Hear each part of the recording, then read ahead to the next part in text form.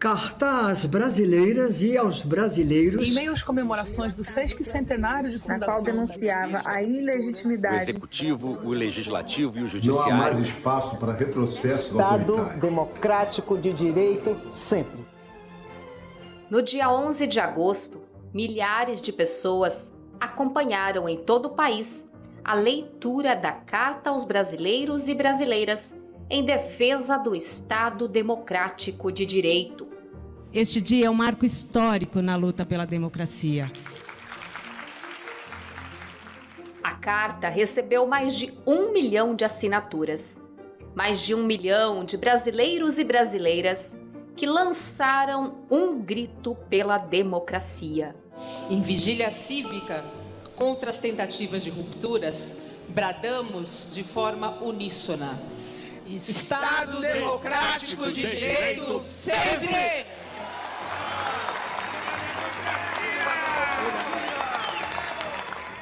Atos como este, sem represálias, só são possíveis porque vivemos em um Estado democrático de direito. Se você é da minha geração, que cresceu em um Brasil já democrático, talvez seja difícil imaginar o contrário. Agora, se você é da parcela da população que viveu sob um governo autoritário, uma ditadura, sabe bem o que isso representa. É impossível esquecer do som de milhares de vozes de pessoas que em 1984 saíram para as ruas gritando "Diretas já!". São vozes que lutaram pela nossa democracia. E este é o tema do episódio de hoje. Eu sou Tânia Halber e estarei contigo nesta prosa.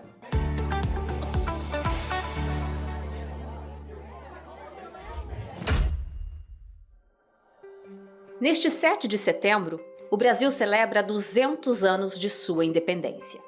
E nestes 2 séculos de história, nem sempre a democracia prevaleceu. Passamos por ditaduras, eleições suspensas, cassações políticas.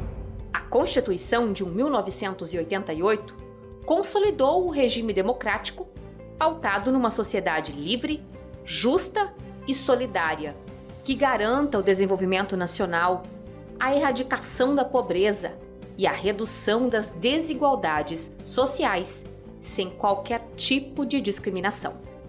Defender estes objetivos constitucionais é dever do Ministério Público de Mato Grosso. No artigo 127, um dos deveres do Ministério Público é exatamente está ali de defender o regime democrático de direito. Então nós temos uma estrutura estabelecida legislativamente pela Constituição, né, que é a lei maior de um país.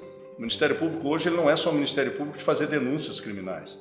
Ele veio para os chamados direitos difusos e coletivos: meio ambiente, idoso, criança, consumidor. Áreas até novas do direito como consumidor, não existia no nosso sistema nenhum código do consumidor. O Paulo Bonavides coloca o seguinte: o Ministério Público não é governo nem oposição.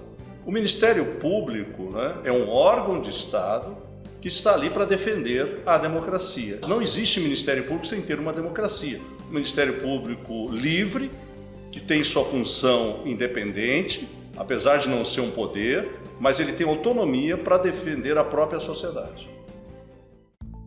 Nós ouvimos o Procurador-Geral de Justiça de Mato Grosso, José Antônio Borges Pereira, que participou do ato em defesa da democracia realizado em São Paulo.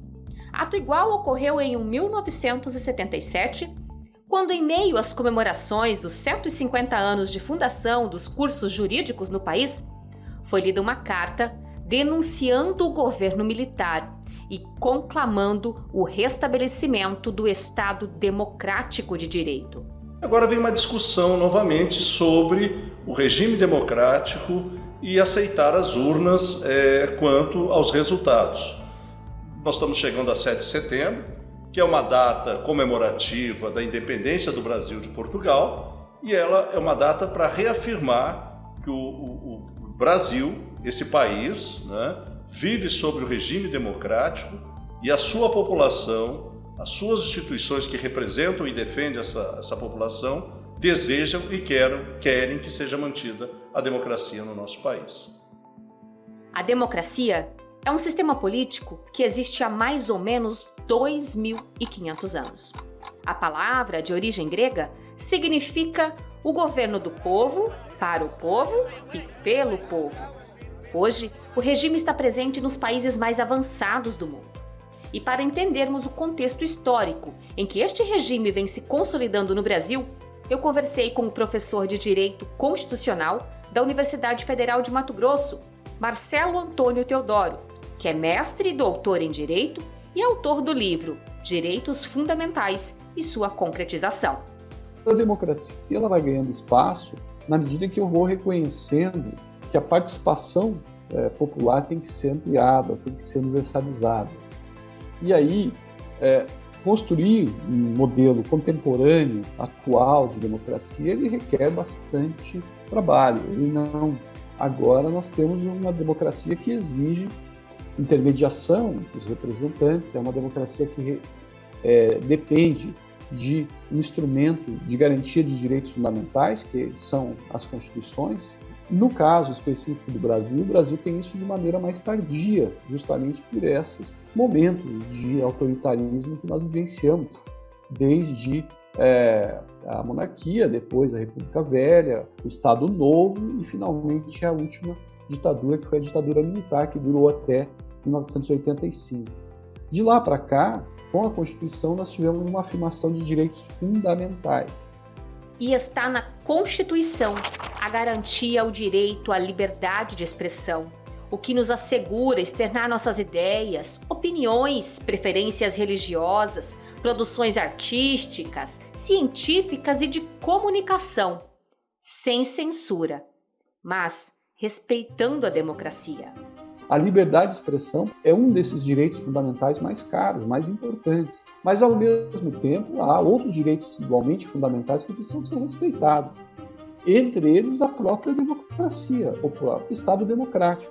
Então, se eu uso a liberdade de expressão para minar, para tentar, de alguma forma, suprimir, subjugar instituições ou poderes, esse uso não é, obviamente, aquele esperado pela afirmação de um direito fundamental à liberdade de expressão. A democracia não é vontade da maioria. A democracia é respeito aos direitos humanos, aos direitos fundamentais, às relações e um acolhimento a todos e não apenas a um grupo determinado. Diante deste entendimento e dos ataques e ameaças às instituições que defendem o regime democrático, pergunto ao professor se é hora de acender a luz amarela. Você não terá mais ameaças de democracia como ocorriam anteriormente, através de quarteladas, golpes de militares com tanques nas ruas ou exércitos armados subjugando a população. Hoje o método é diferente. Quando eu trago questionamentos sobre as instituições, sobre a lisura, por exemplo, do próprio processo eleitoral, isso tudo cria o que se chama de erosão democrática. Começa silenciosamente um processo de erosão que pode culminar num Estado autoritário. Precisamos ficar atentos. No momento em que nós titubearmos, que grande parte da população cair nessa esparrela do discurso de desacreditar as instituições, desacreditar a forma de escolha dos nossos governantes, de discutir notícias manipuladas a respeito de urnas eletrônicas e assim por diante, isso sim coloca em xeque o aceite dos resultados das urnas, o aceite da nossa continuidade como Estado democrático, como eu disse, com todos os seus problemas, mas que ainda é a melhor maneira de seguirmos adiante. Quer dizer, a única maneira da gente tentar resgatar alguma justiça social, cumprir aquele artigo 3º de reduzir desigualdades, erradicar a pobreza, construir uma sociedade livre, justa e solidária, é num regime democrático, não tem outra saída. Defender este Estado democrático de direito, assegurando o exercício dos direitos sociais e individuais, a liberdade, a segurança, o bem-estar, o desenvolvimento, a igualdade e a justiça, é dever e compromisso do Ministério Público. É uma obrigação de qualquer membro do Ministério Público, né, como todos os políticos que juram perante uma Constituição Federal e Estadual, de cumprir as leis. E uma Constituição é a lei maior do país, é a Carta Magna, né? É aquele núcleo que não pode ser mexido à vontade ou à bel prazer daquele governante do momento.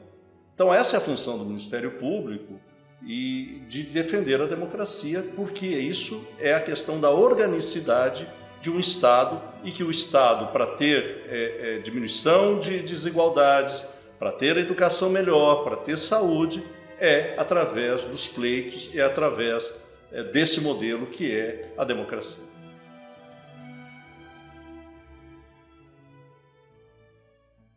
Vozes do MP-MT é uma produção do Departamento de Imprensa e Comunicação do Ministério Público do Estado de Mato Grosso.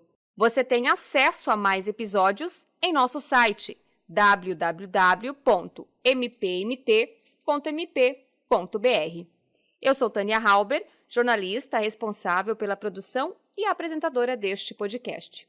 A edição é da estagiária de rádio e TV, Yuli Hirano, sob supervisão de Anderson Pinho. A identidade sonora é de Faber Cardoso. A coordenação é da jornalista Clênia Goretti. Obrigada e até o próximo episódio.